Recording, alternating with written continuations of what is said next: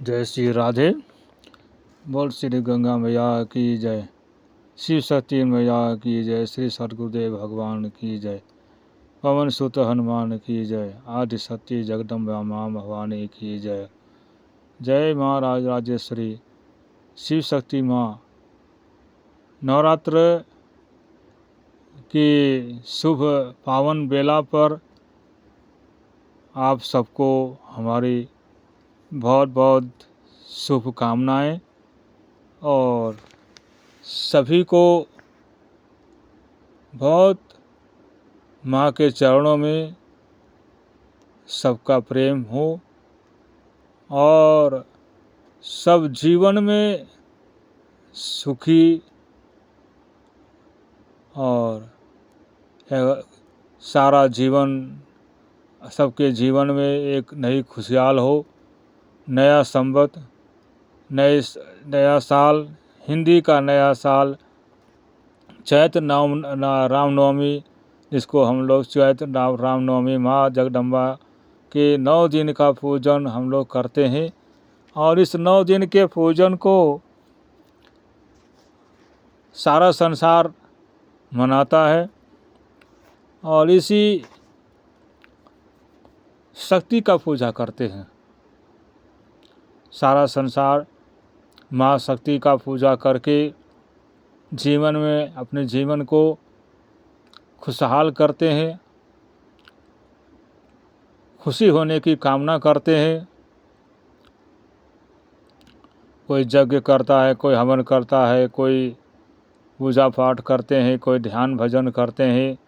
साधु ऋषि मुनि लोग जो भक्त लोग होते हैं वो सदा माँ के चरणों में, भगवान के चरणों की पूजा करते हैं और ऋषि लोग ध्यान भजन साधना के अनुसार के माध्यम से ही अपने जीवन को सुखमय बनाते हैं और संसार के लोग हवन पूजा पाठ करके अपने जीवन का एक नई दिशा, नई उमंग माँ शक्ति से प्राप्त करते हैं।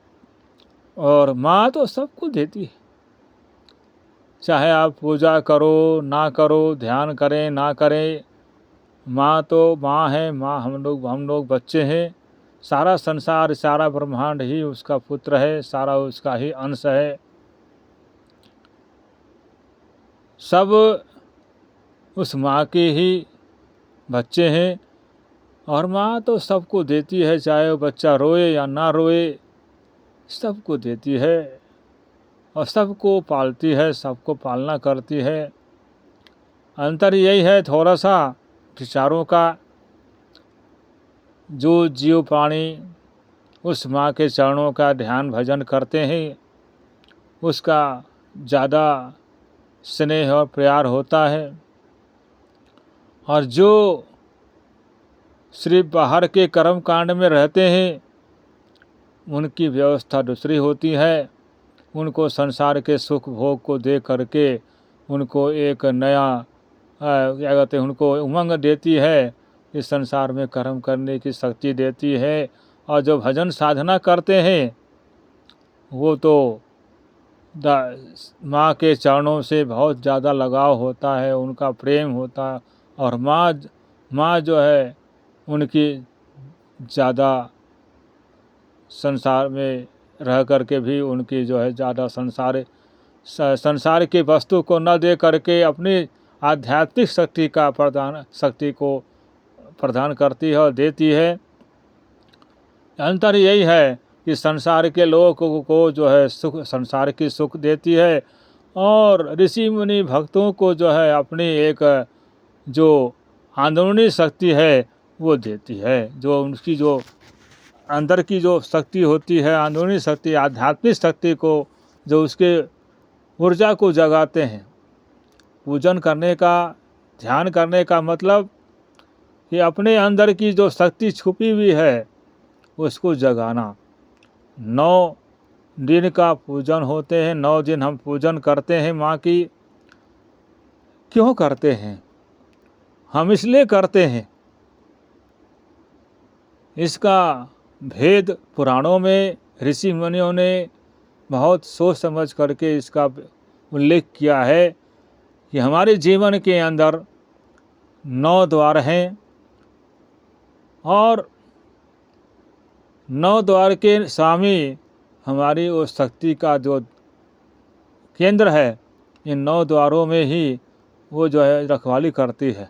9 द्वारों से ही उसका हम जीवों का क्या कहते हैं एक शक्ति मिलती है, जो उसने जो है हमारे को पालना करती है और कर्म के अनुसार फल भी देती है।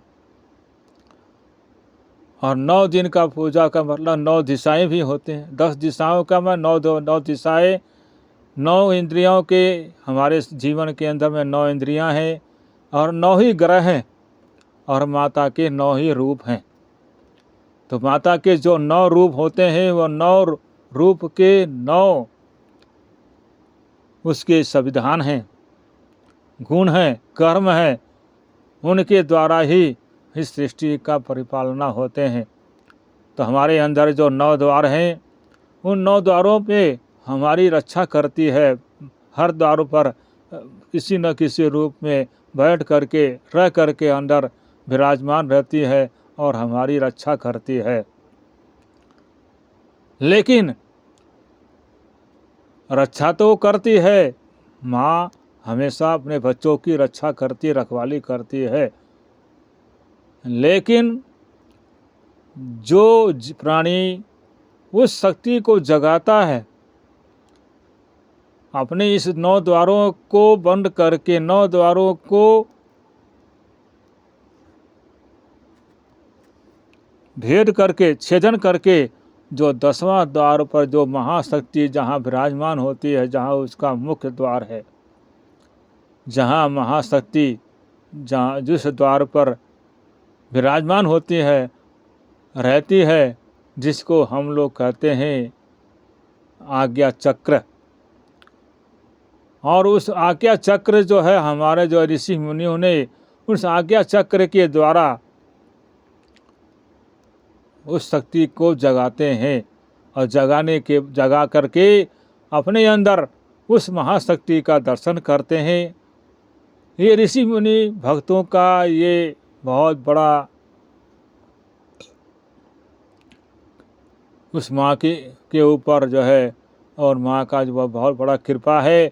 जो प्राणी उस शक्ति को जगाता है, उस माँ के 10वां द्वार में जहाँ विराजमान होती है, उस वहाँ पर ध्यान लगा करके जो माँ का ध्यान करते हैं, उस शक्ति का ध्यान करते हैं, उसका महत्व है वेद पुराणों में। संसार की पूजा पाठ करने वाला वेद पुराणों में उसकी महानता नहीं दी है।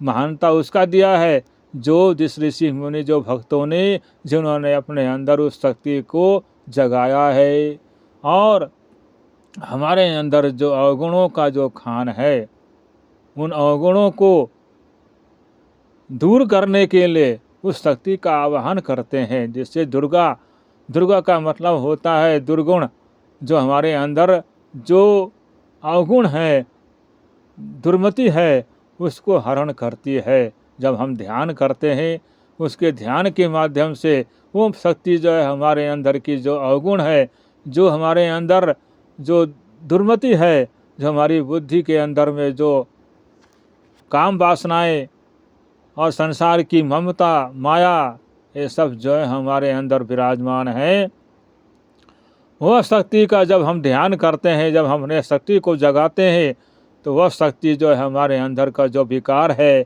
उसको दूर करने का काम माता करती है। और वो दूर करती है, तभी इसी को उसका नाम है दुर्गा। दुर्गा का मतलब होता है जो हमारे अंदर दुर्गुणों को हरण करने वाली दुर्गा है।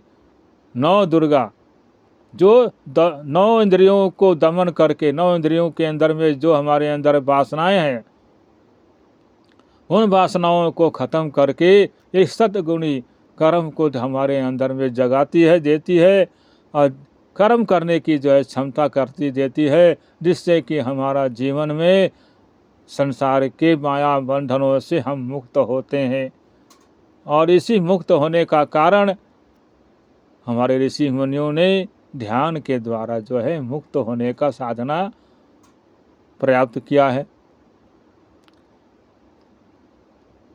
और इसी को जगाने के लिए हमारे ऋषि मुनि इन हमारे अंदर जो कौन है, वो 5 चोर हैं, अहंकार है, ममता है, माया का पसारा, भौर घना घोर ये नदी बह रही है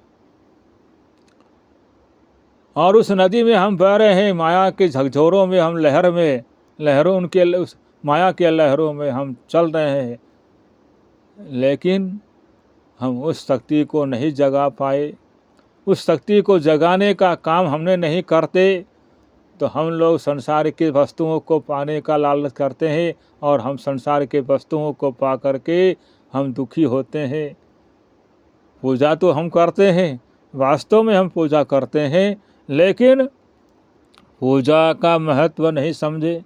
हम लोग हवन करते हैं, यज्ञ करते हैं, हम लोग अपने अंदर जो है ग्रहों के जो हमारे जो चाल होते हैं, जो हमारे अंदर विपरीत ग्रह होते हैं, उनको दूर करने के लिए हम लोग पूजा पाठ हवन पूजा का यज्ञ हवन करते हैं, अनुष्ठान करते हैं, माँ शक्ति की पूजा करते हैं। तो माँ है। संसार की वस्तुओं की हम ये लालसा करते हैं कि हमारे जो है संसार की वस्तु जो है हमें जो है हम मांगते हैं, उस माँ से मांगते हैं, उस शक्ति से मांगते हैं, लेकिन हमारे ऋषि मुनियों ने इन चीज़ों को नहीं मांगा, भक्तों ने नहीं मांगा। और उन्होंने क्या मांगा? उनके अपने माँ के चरणों की भक्ति मांगी, परमात्मा के चरणों की भक्ति मांगी और जीवन में एक उस माँ के चरणों की छाया में रह करके उसके ध्यान के द्वारा उस शक्ति का दर्शन करने की लालसा की है। उन्होंने माया का दर्शन करने की लालसा नहीं की है। और इसीलिए संतों में, भक्तों में और संसार के मायावी लोगों में यही अंतर है कि संसार के लोग संसार की वस्तु मांगते हैं और भक्त ऋषि मुनि, साधु मुनि, साधु ज्ञानी, ये सब परमात्मा के शक्ति के चरणों की महिमा गाते हैं, गुण गाते हैं, जिससे कि समाज में जिनको नहीं मालूम है उनको जो है वो जगाते हैं, रास्ता देते हैं, मार्ग देते हैं। संत जो होते हैं हमेशा अपने अंदर ध्यान करके, शक्ति का ध्यान करके अपने अंदर ऊर्जा को प्राप्त करते हैं और समाज को जो है एक नई चेतना देते हैं। और नई चेतना देने की उनके अंदर जिज्ञासा होती है। तो साधु संत जो है हमेशा यही कहते हैं कि हमारे शास्त्रों में लिखा है कि सर्वे भवन्तु सुखिनः, सर्वे संत निरामया, भद्राणि पश्यन्तु मा कश्चित् दुःख भावेत्। तो माँ शक्ति का पूजन हम लोग उसकी आराधना करते हैं। साधु संत महापुरुषों की वाणी है कि सारा संसार सुखी हो, तो सुखी होने का कारण हम लोग पूजा पाठ तो करते हैं, मगर हम लोगों के अंदर में कामनाओं की भरमान है और कामनाओं से ही हम लोग भरे हुए हैं और हम लोग कामनाओं को ज़्यादा महत्व देते हैं। लेकिन महत्व हमारे साधु संत महापुरुष इस चीज़ का महत्व नहीं देते।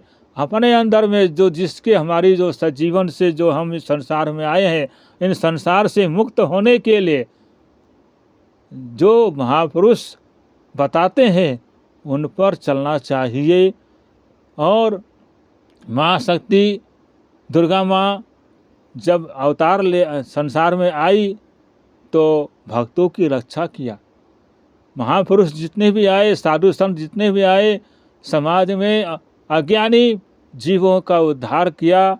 उनके अंदर में एक नई चेतना, नई मार्ग और भजन साधना का ध्यान करने की विधि बता करके समाज को एक नया दिशा दिया है और देते हैं। इसीलिए भगवान कृष्ण कहते हैं कि हे अर्जुन, संसार में जब जब धर्म की हानि होती है तब तब जो है संसार संसार में हमारा अवतरण होता है। इसलिए कहा कि जदा जदा ही धर्मस्य ग्लानिर्भवति भारतः अभ्युत्थानं धर्मस्य तदात्मानं सृजाम्यहं परित्राणाय साधूनां विनाशाय दुष्कृतां धर्म संस्थापनार्थाय संभावी युगे युगे।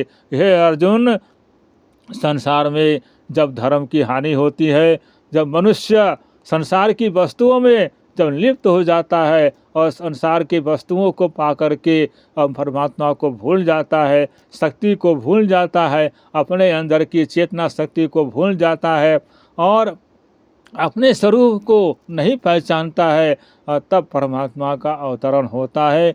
और इसी कारण से भगवान कहते हैं कि अर्जुन, इस संसार में कामनाओं से ऊपर होकर के परमात्मा के उस शक्ति का ध्यान करना चाहिए जिससे हमारी आत्मा जो है मुक्त हो, संसार से मुक्त हो।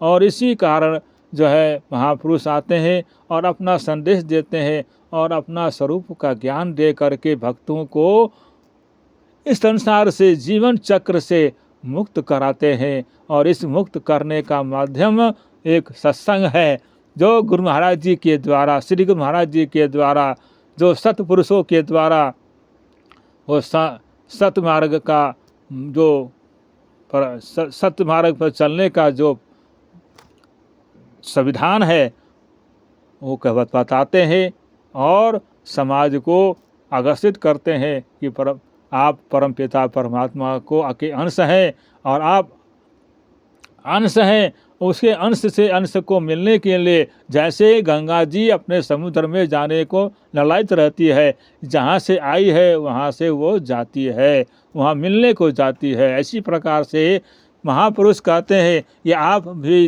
हे जीव, हे प्राणी, हे मनुष्य, इस 84 लाख जोनि से बचने के लिए आपको अपने उस अंशी से मिलना होगा।